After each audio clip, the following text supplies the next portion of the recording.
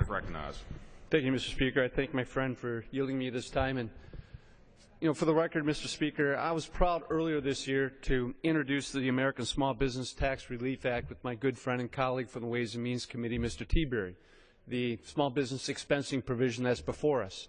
And I get the feeling that during today's debate, we're kind of talking past each other, because I fully support the policy goals behind the small business expensing bill. It is important that we find a way to get this done. It is important that we establish permanency in the tax code. Just as I was supportive in introducing legislation on the S-Corp modernization bill earlier this year with my friend Dave Reichert on the committee. Many of those provisions were addressed earlier this morning.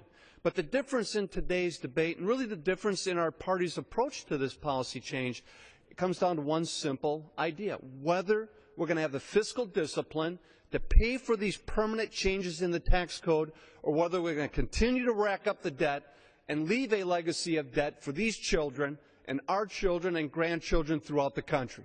That's the only difference that we have in today's debate.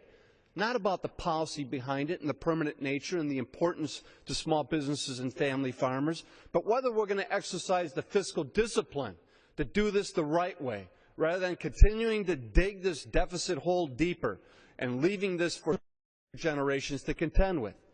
And that's why I encourage my colleagues to vote no and continue focusing on comprehensive tax reform. And earlier this year, I give the chairman of our committee, Dave Camp, credit for introducing a draft discussion proposal on comprehensive reform, because we've been guided under the last few years under a simple rule or proposition that if we're going to reduce tax rates, if we're going to broaden the base, if we're going to simplify the code and make it more competitive, we have to find offsets in it so we're not blowing holes in the deficit in the future. And Chairman Camp stayed true to that discipline. And what's ironic is now, just a few short weeks after the introduction of that, we're right back into these old bad habits of introducing tax cuts with no pay-fors, with no offsets, just to increase the debt for future generations. And what's especially ironic today is this comes just a few short weeks after they passed their own Republican budget resolution that has specifically stated in it that if we're going to do permanent changes to the tax code, they have to be offset. They have to be paid for. So which is it?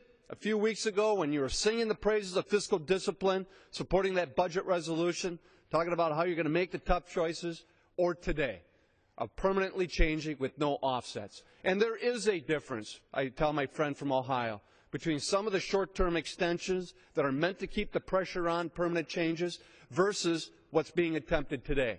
Because he knows, as I do, as everyone else knows, that the number of times that this Congress has taken a vote for a permanent change in the tax code with no pay-for and no offset has been zero. It has been zero. Gentleman's time has expired. An additional minute? Yes, an additional 2 minutes. Gentleman from Wisconsin is recognized for 2 minutes. But what we also know around here is what does work. And what does work is pay-as-you-go budgetary rules. That was something during the 1990s with the support of President George H.W. Bush at the time and President Clinton at the time. And because of a strong, growing, robust economy that created 24 million jobs during that time, along with pay-as-you-go budgeting discipline, we ended up with 4 years of budget surpluses. That when we were paying down the national debt rather than adding to it. And that soon was replaced by the next administration and a Republican Congress that supported 2 wars with no pay-fors, supported 2 large tax cuts with no pay-fors. It supported the largest increase in Medicare spending, the Part D prescription drug bill, without a nickel of it being paid for. It supported the largest increase in discretionary spending since the Great Society without paying for any of it. So when President Obama took office, he inherited a $1.5 trillion budget deficit. And if people are wondering how we dig a hole like that, they need only look at bills that are on the floor today. They're talking about permanent changes to the tax code with no pay-fors. We can do better.